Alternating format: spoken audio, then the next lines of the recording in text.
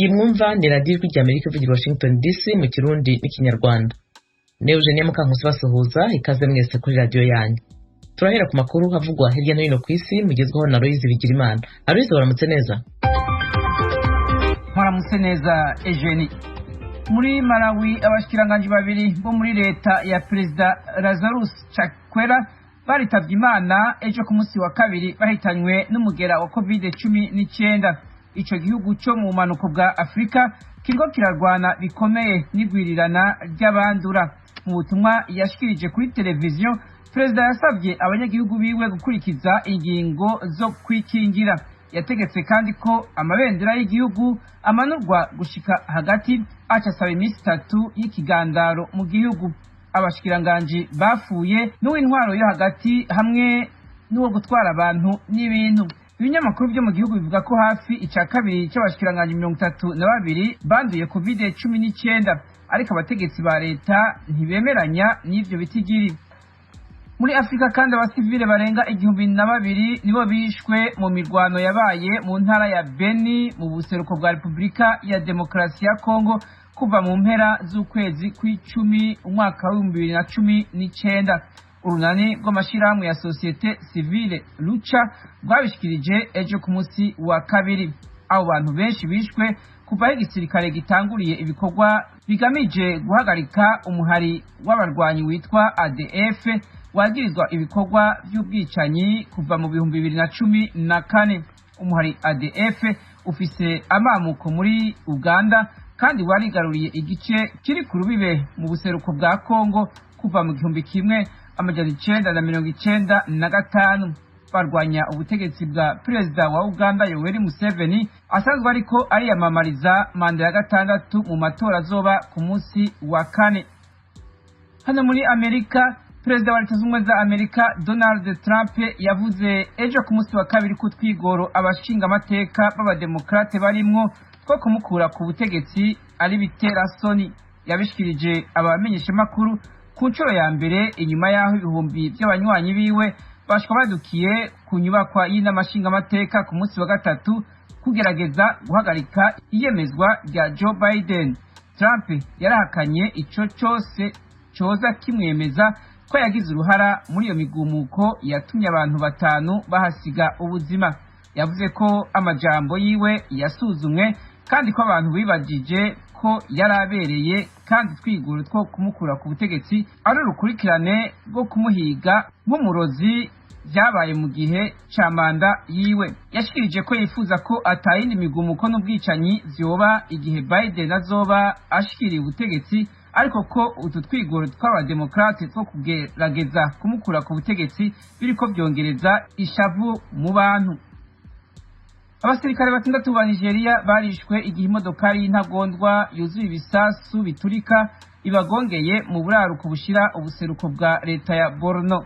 Ico gitero c'ubwiyahuzi cakozwe n'ishami ry'umuhari w'iterabwoba wa leta ya Kisilamu bikorera mu ntara ya Afrika y'Uburengero, cabaye ku munsi wa mbere n'igihe abasirikare bariko barahiga izo ntagondwa mu mihana yahitwa Talala, nk'uko amakuru ava mu gisirikare yabivuze. Igisirikare kivuga kandi ko intagondwa zitari nke zishwe mu gitero cagavye ku munsi wa gatandatu kw'ikambi ya kabiri mu bunini yabo barwanyi. Perezida wa Leta Zunze Ubumwe za Amerika Donald Trump yaragendeye ejo ku munsi wa kabiri gisagara ca Alamo kiri muri leta ya Texas hafi y'urubibe Amerika ihana na Mexique. N'urugendo rwo mu misi yiwe ya nyuma ku butegetsi rugamije kwerekana ibikorwa leta yiwe yaranguye mu twigoro two guhasha abinjira muri Amerika mu buryo buteye kubiri n'amategeko. Gukaza amategeko mu gisata c'abinjira muri Amerika cari kimwe mu byo Perezida Trump yashimikiye ko mu kwiyamamaza kwiwe mu 2016, aho yamasaba ko hubakwa uruhome rurerure rugabura leta ya Amerika na Mexique. Uru rugendo rubaye kandi nyuma y'umunsi umwe uwarahagarariye ubushikiranganje bw'intwaro yo hagati mu gihugu ibyifata kibanza Chad Wolf atanze imihoho.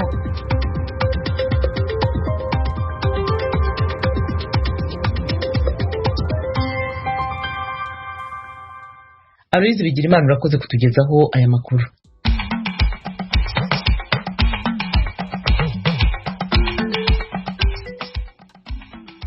Nshuti banywanye, iyi ni radiyo ijwi ry'Amerika ivugira Washington DC mu Kirundi no mu Kinyarwanda. Mu Rwanda mutwumvira kuri FM 88.3 no kuri FM 104.3. Mu Burundi turi ku mirongo migufi kuri metero 25, 31 na metero 41. Mu karere ka Kisoro muri Uganda mudukurikira kuri FM 88.9 ya radiyo ijwi riyobora. Twongere tubahe ikaze mu makuru yacu ya mu gitondo.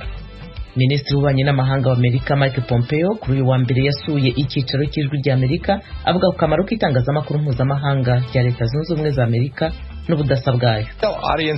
It's about American exceptionalism wherever and whenever I can, because it's true and because it's important. America is good and great. Everyone who truly grabs our founding understands this. We have always striven for a more perfect union. Uwo ni Mike Pompeo avuga ko igihe cyose abonye umwanya aho yaba ari hose abwira abatwumva ubudasa bwa Amerika kuko ari ukuri kandi ari ngombwa ati Amerika ni nziza, umuntu wese uzi icyo ishingiyeho ibi arabyumva, buri gihe duharanira ubumwe uzikizinga. Mu karere ka Afurika, Uganda yarayisoje ibikorwa byo kwiyamamariza umwanya wa perezida. Naho ingabo za MONUSCO zakuye ibirindiro mu gace ka Rusenda muri Kongo. Izi nkuru hamwe n'izindi twabateguriye ni mu kanya ku buryo burambuye, ntimujye kure. Turahera mu karere k'ibiyaga bigari bya Afurika.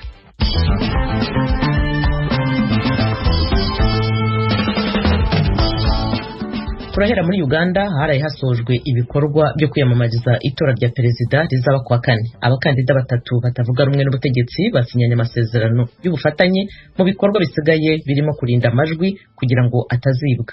Inkuru mugezwaho na mugenzi wacu uri muri Uganda Ignatius Bahizi. Gusoza ibikorwa byo kwiyamamariza umwanya w'umukuru w'igihugu byahuriranye n'isohorwa rya raporo igaragaza ubushakashatsi bwakozwe ku kuntu amatora azagenda, byerekana ko Perezida Museveni ashobora kuzatsinda amatora n'ibice 53% by'amajwi. Nyamara ubu bushakashatsi bwerekanye ko abanya-Uganda benshi batekereza ko inzego za leta zifite uruhare rukomeye muri aya matora zirimo izishinzwe umutekano hamwe n'akanama gashinzwe amatora bibogamye, bityo ko amatora ashobora kutazaba mu mucyo.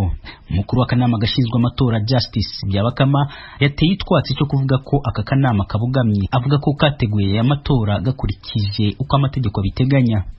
Bwana Francis Kibirige ni umukuru w'ikigo cyakozwe ubushakashatsi cya Afrobarometer. Nyamara ariko abatavuga rumwe n'ubutegetsi ntabwo bemeranyije n'ibyavuye muri ubwo bushakashatsi, bavuga ko leta igomba kuba yabigizemo uruhare kugira ngo ice urutege ababashigikiye. Hagati aho abakandida batatu batavuga rumwe n'ubutegetsi bahatanira uwo mwanya w'umukuru w'igihugu uno munsi basinye amasezerano y'ubufatanye mu bikorwa by'amatora bisigaye, harimo cyane cyane icyo kurinda amajwi yabo kugira ngo atazibwa, kandi akaba banavuga ko umugambi wabo ari uwo kuzaniza Perezida Museveni kugira ngo atazabona amajwi 50% n'ijwi rimwe byemerwa kugira ngo umuntu atangazwe nk'uwatsinze amatora. Colonel Kiza Besigye wiyamamarije uyu mwanya mukuru w'igihugu inshuro zigera kuri 4 adatsinda, niwe wahuje aba banyapolitike batatu aribo Robert Kyagulanyi uzwi cyane nka Bobi Wine w'ishaka NUP, Patrick Amuriat w'ishaka FDC hamwe na Generali Mugisha Muntu w'ishaka ANT. Kwiyamamariza uyu mwanya mukuru w'igihugu bigomba kurangira uno munsi saa 6 y'ijoro, hanyuma amatora akazaba ejo bundi kuwa kane. Nyamara uko kwiyamamaza kwaranzwe n'imvururu nyinshi zahitanye abantu basaga 50, abandi babarirwa mu magana barafungwa. Ibi byatewe nuko abashinzwe umutekano bagerageje kenshi guhagarika bakoresheje ingufu ibikorwa byo kwiyamamaza by'abatavuga rumwe n'ubutegetsi, babashinja kutubahiriza amabwiriza yo kwirinda icyorezo cya COVID-19. Ibi byatumye benshi batinya, batekereza ko imvururu zishobora kongera kwaduka mu gihugu mu gihe akanama gashinzwe amatora kazaba gatangaje uwayatsinze ariko bamwe badashaka.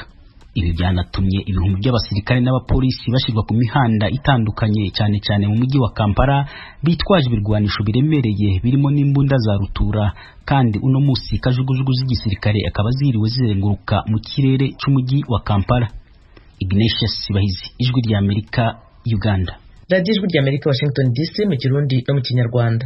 Muri ibi bihe isi yose yugarijwe n'icyorezo cya COVID-19, imibare y'abandura n'abahitanwa n'iki cyorezo mu Rwanda irarushaho kwiyongera umunsi ku wundi. Radio Ijwi ry'Amerika yagiranye ikiganiro cyihariye n'umwe mu bahuye n'iki cyorezo ariko atangiye koroherwa.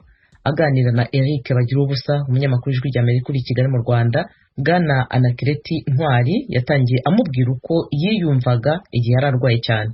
cyo nakubwira nuko ni indwara ibabaza umubiri, iraryana, ugira ibimenyetso byinshi cyane. Ntabwo nabivuga ngo mbirangize kubera ko ni ibintu biguhuriraho ari byinshi cyane, cyangwa se n'izo ndwara zindi nazo zigutera ibindi bibazo byinshi cyane. Harimo no kwiheba, harimo no kumva yuko isi ikuguyeho, ujya mu kintu kimeze nk'akato, ugasanga abantu bagucitseho, nta muntu muvugana, nta ugusura, ndetse nawe ugeraho wumva ko ushobora kuba wiyanze kuko uvuga ati ejo nzapfa, kubera ko hari abantu benshi cyane ubona bapfa bahanduye. Nkanjye harabona ari nzi mbona barimo barapfa, mbazi neza, nkakurikira amakuru bakambwira bati aba ni covid ibahitanye, ariko ngasanga nibyo, nkavuga ni nanjye ejo nzapfa. Urumva ugira ibibazo byinshi cyane, kubabara k'umubiri, ndetse ukagira nako gahinda ko kuvuga ngo ejo ntabwo nzaramuka, ejo nzapfa, ejo nzagira gute. Biba bibabaje cyane, ni ikibazo gikomeye cyane rero. Usoreje ku kintu nari bukubazeho, ubundi baravuga ngo kwandura icyorezo COVID-19 mu yandi magambo ntaho bitaniye no gusinyana amasezerano n'urupfu. Kubugira ngo buke wumve nakarapfuye wiyumva gute? Byarushagaho kugutakariza icyizere? Byabaga bimeze bite mu yandi magambo? Mu by'ukuri ni nacyo kintera ubwoba nk'iyo mbonye leta irimo kubwira abantu iti ni mwubahiriza amabwiriza, ni mwitware neza, mwambara agapfukamunwa, mwirinde ahantu hari abantu benshi cyane, mukaraba intoki, ukabona kenshi abantu barimo barabikerensa. Ibi bintera ubwoba kubera ko nk'uko wari ubivuze, cyangwa se nk'uko byakwiye kuba bisobanuka, ubundi umuntu wanduye COVID-19 uko nabibonye muri experience nabonye abameze nk'usinyanya amasezerano n'urupfu, kubera ko anytime ashobora gupfa. Iki ni icyorezo kigufata nk'uko nakubwiye ko nari mfite umuriro ukomeye cyane, bishobora kugeraho nka nijoro ugahita uhera umwuka ugahera burundu. Icyo gihe rero umwuka uheze urapfa. Ni ukuvuga ngo igihe cyose ushobora gupfa, amahirwe yo kubaho aba ari makeya, kandi noneho hakiyongeraho kuba nta muntu ugukurikiranira hafi ako kanya wenda uvuye muri kumwe, kuko wenda nka mbere abantu babaga bari muri treatment center bakabatwara bakaba barimo kubitaho, ariko muri kino gihe uba uri iwawe mu rugo wenyine. Urumva rero no gukomeza kugenda umuntu asoma, uri kureba kuri internet, uri kureba ukuntu abantu bahitanywe na covid, nabashaga kubyumva. Yewe rero wabashaga kuba mbizi neza ko ari byo kuko byabaga birimo kunkorerwaho, nabaga mfite ubwoba mvuga nti ejo nanjye baranshyira kuri liste y'abantu bitabye Imana, baranshyira kuri liste y'abantu barembye cyane. Ujya wumva hari ubwo abayobozi bashinzwe kurwanya covid barimo bavuga ati dufite umubare w'abantu runaka barembye cyane. Bariya abantu baba bari kuri liste ikomeye cyane kubera ko urupfu ruba rurimo rurabagera amajanja. Ugerageje guhina amagambo, wavuga ko aho wari uri mu kato ka wenyine, niki cyagufashije kugira ngo wongere kugarura ubuyanja? Ikintu navuga yuko cyamfashije mu by'ukuri ni Imana yonyine, kubera ko nta muti ushobora kunywa ngo umbwire ngo uraza kuza gukira, nta rukingo nta uri buze kuza kugukingira. Ni Imana yonyine ku mwanya wa mbere, nicyo kintu navuga. Cya kabiri, ibyo kunywa nuko nageragezaga kunywa ibintu bishyushye, kunywa icyayi kirimo tangawizi n'indimu, bashyiramo indimu nyinshi cyane. Nageragezaga gushaka imbuto kubera ko imbuto zongera ubudahangarwa bw'umubiri, hanyuma zikabasha kuba zaca intege kino cyorezo. Numva nibyo ngibyo nakoraga. Ikindi kintu ni ugukora siporo. Hari n'ikindi kintu uretse ko wenda ntazi niba abantu bose babikora, hari ibintu byitwa kwiyuka. Mu Kinyarwanda hari ukuntu bajyaga barwara bakafata ibiti by'inturusu, bagafata n'ibindi bitandukanye by'amoko atandukanye, noneho bakabicanira, hanyuma bakaba babyiyuka nka kuri ubona muri za steam biba bimeze na amasauna. Umuntu agerageza kubyikorera mu rugo kubera ko ntabwo ushobora kujya hanze wenda ngo ubikoresha ahandi hantu. Ikindi ni ukurya neza indyo yuzuyemo intungamubiri zikenewe kugira ngo umubiri ubashe kuba waresista kuri ya virusi ishobora kuba yari yinjiyemo. Ariko impungenge zihari ndetse binateye iki kibazo gikomeye cyane, bishobora no gutuma n'abantu bapfa benshi kurushaho. Ntabwo ibyo bintu byose abantu bashoboye kubikora. Twerekeza ku musozo w'ikiganiro cyacu cyihariye uhaye radiyo y'Ijwi ry'Amerika, ngerageje kukubwira ibigaragara mu mbuga nkoranyambaga aho abantu babahurira, ubona banenga ko habura ikintu cy'ubukangurambaga bw'abahanga bagiye kuri za televiziyo basobanure uko iki cyorezo cyandura, ububi bwacyo, ndetse haboneke n'abantu benshi bagitangaho ubuhamya kugira ngo rubanda barusheho kukirinda. Icyo cyuho nawe urakibona? Niba ukibona wabwira icy'ubutegetsi cyangwa se inzego zibishinzwe nkawe bahuye n'icyo kibazo?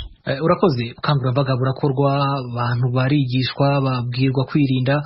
ariko wakwibaza ngo kubera iki kugezana n'ubu ngubu hakiriho imyumvire y'abaturage batarumva yuko icyorezo gihari, batarumva yuko cyica, yaba abantu bize yaba batarize. Kugezana n'ubu ngubu uracyaganira n'umuntu kandi ari umuntu wize akakubwira ati iki ni ikibazo cya politike, ati ni ibintu by'abanyaburayi n'abanyamerika, utamenya icyo bagamije kandi ubwo bikubwira n'umuntu wize. Noneho ukibaza icyo umuturage wavuga. Umuturage we warakubwira ati ibi bintu ntago bibaho, ni ibintu barimo kudushyiraho igitsure gusa. Ni ukuvuga ngo ubukangurambaga bwarakozwe, ariko hakenewe mu by'ukuri gushaka strategy zo kumvisha abantu ko icyorezo gihari kandi ko kirimo kirica abantu, atari kubabwira gusa ngo nimwirinde, atari kubabwira gusa ngo nimwambara udupfukamunwa, atari kubabwira gusa ngo nimushake sanitizer, atari kuvuga ngo saa moya ni mwe mwakinze. Ni ingamba nziza zakozwe, ariko zigomba guherekeza ikintu cyitwa kwigisha, gushyira imbaraga cyane cyane mu kwigisha abaturage, ndetse hagashakwa uburyo abantu bashobora kumva ibintu kurushaho. Bwana Anaclet Ntwari, umwe mu banyarwanda bagize ibyago byo kwandura icyorezo COVID-19 ukaba uri koroherwa, turagushimiye ku kiganiro cyihariye wemereye radiyo y'Ijwi ry'Amerika muri ibi bihe isi yose yugarijwe n'icyorezo COVID-19. Murakoze cyane Eric Bagira ubusa ndetse na radiyo y'Ijwi ry'Amerika muri rusange. Ndabashimiye cyane kuri uyu mwanya muduhaye kugira ngo tubashe mu by'ukuri kubwira abanyarwanda ndetse n'abatuye isi yose uburyo iki cyorezo ari icyorezo cy'ukuri gihari. Ni ngombwa rero mu by'ukuri dufatanye twese hamwe twirinde. Ibiganiro bya radiyo y'Ijwi ry'Amerika birakomeje. Turava mu karere k'ibiyaga bigari bya Afurika tugaruka inaha muri Amerika. Minisitiri w'Ububanyi n'Amahanga Mike Pompeo kuri uyu wa mbere yasuye icyicaro cy'Ijwi ry'Amerika maze avuga ku kamaro k'itangazamakuru mpuzamahanga rya Leta Zunze Ubumwe za Amerika n'ubudasa bwayo. Ni inkuru y'umunyamakuru w'Ijwi ry'Amerika ukora inkuru za diplomasi Cindy Sen, murayumva mu ijwi rya mugenzi wacu Claude Ganza Munyamagana. Ni ku nshuro ya mbere Minisitiri w'Ububanyi n'Amahanga wa Amerika Mike Pompeo asuye radiyo y'Ijwi ry'Amerika ku cyicaro cyayo. Akigera ku cyicaro cya radiyo y'Ijwi ry'Amerika i Washington DC, Minisitiri Mike Pompeo yakiriwe n'abayobozi barimo Michael Park uyobora ikigo cya Amerika cy'itangazamakuru na Robert Reilly uyobora radiyo y'Ijwi ry'Amerika. Nk'umunyapolitiki wo ku rwego rwo hejuru aravuga ku ngingo zinyuranye yagiye yibandaho mu ngendo yagiye agirira hanze ya Amerika mu kazi. Mike Pompeo avuga ko igihe cyose abonye akanya avuga ko umwihariko wa Amerika kuko ntaho ihuriye n'ibindi bihugu.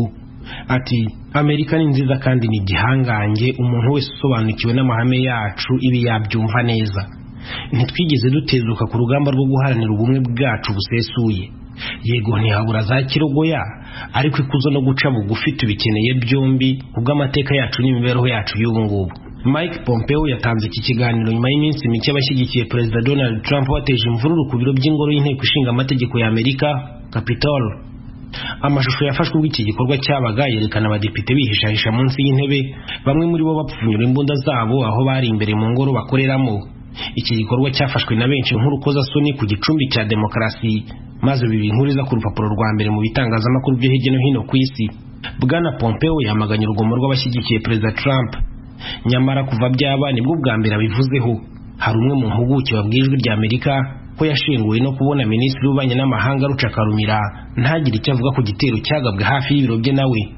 Iyi mpuguke yagize iti birababaje kubona Minisitiri w'Ububanyi n'Amahanga yifata ntavuge ku rugomo nka ruriya rwabaye mu cyumweru gishize, kandi ndibaza ko atari njye byashenguye njyenyine. Ntibyumvikana rwose kubona ahubwo yisobanura ku cyamuteye iyo myitwarire igayitse.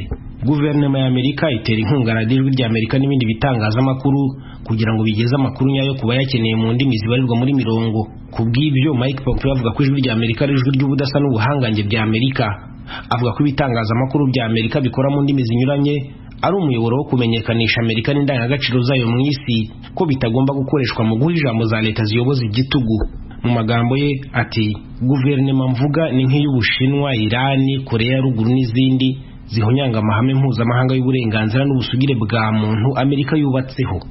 Izo guverinoma ni umuvumo ku mahame twe dushikamyeho. Twe tuzi ko guverinoma iberaho gukorera abaturage bayo, ariko bo bumva ko ahubwo abaturage aribo babereyeho gukorera guverinoma. Ijwi ry'Amerika rifite inshingano ihambaye yo kuba imbarutso y'ubwisanzure muri bene ibyo bihugu.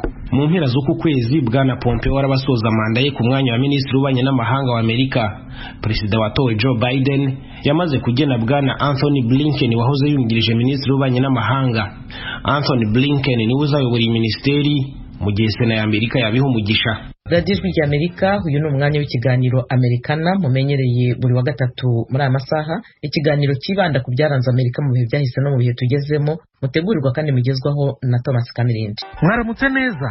Muri iyi minsi muri Leta Zunze Ubumwe za Amerika baravuga cyane ivugurura rya 25 ry'itegeko nshinga ryemerera Vice President wa Repubulika kuba yakura umukuru w'igihugu ku butegetsi. Iri vugurura ni iki? Nibyo tuganiraho muri make. Ikaze mu kiganiro Americana.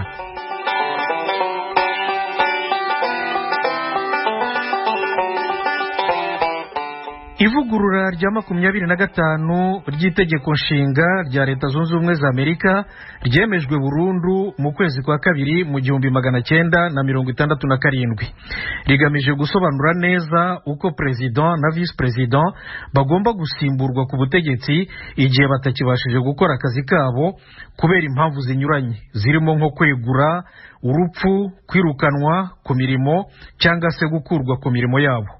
Mbere y'iri vugurura itegeko nshinga ryateganyaga koko uko basimburwa baramutse bapfuye cyangwa beguye byonyine gusa, ariko ntiryasobanuraga uko basimburwa baramutse bananiwe kuzuza inshingano zabo mu gihe gito cyangwa baramutse bagize uburwayi bukomeye ariko budakira cyangwa se nanone baramutse basaze gusa bibaho.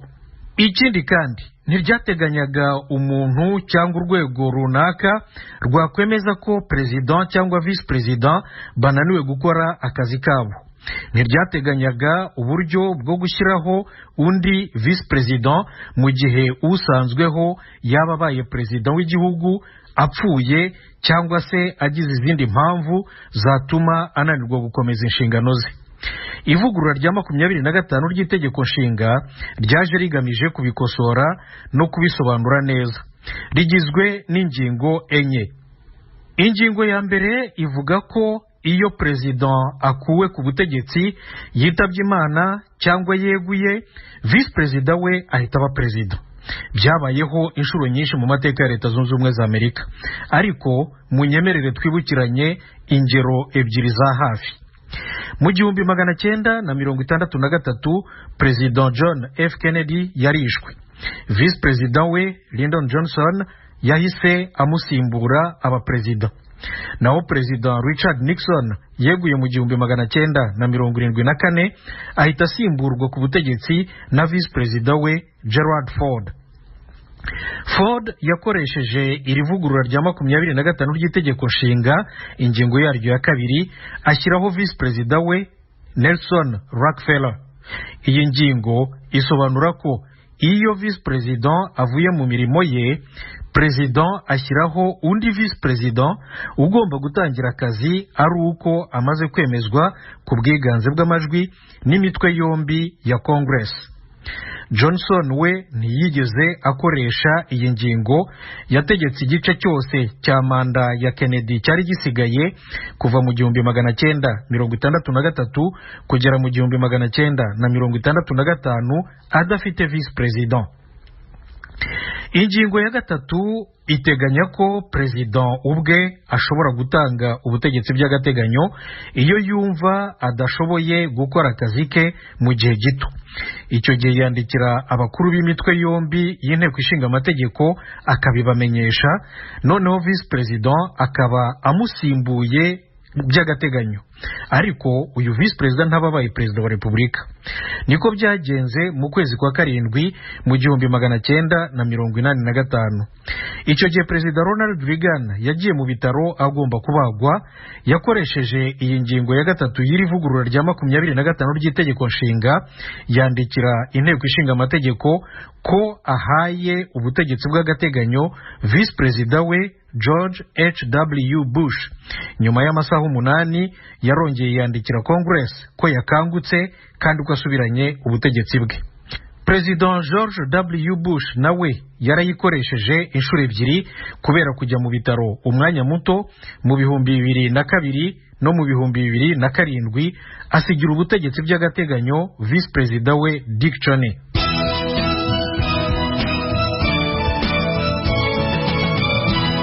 Murumva radiyo ijwi ry'Amerika. Kugeza ubu ingingo ya 4 y'iri vugurura rya 25 ry'itegeko nshinga rya Leta Zunze Ubumwe za Amerika ntirakoreshwa na rimwe. Ni ingingo ndende isumba rwose iriya ya mbere n'iya kabiri n'iya gatatu, ariko mu magambo make ivuga ko visi perezida n'ubwiganze bw'abaminisitiri bashobora kwemeza ko perezida atagishoboye gukora akazi ke, bityo bakamukuraho. Icyo gihe ni visi perezida uhita ajya ku butegetsi akarahira akaba perezida. Bagomba kubimenyesha abayobozi b'imitwe yombi y'inteko ishinga amategeko mu nyandiko. Gusa rero perezida bakuyeho nawe iyi ngingo imuha uburenganzira bwo kwandikira bariya bategetsi b'imitwe yombi y'inteko ishinga amategeko anyomoza icyemezo cya visi perezida n'abaminisitiri. Nabo bashobora kongera kumukuraho bwa kabiri nanone bakoresheje inzira imwe mu gihe kitarenze iminsi 4.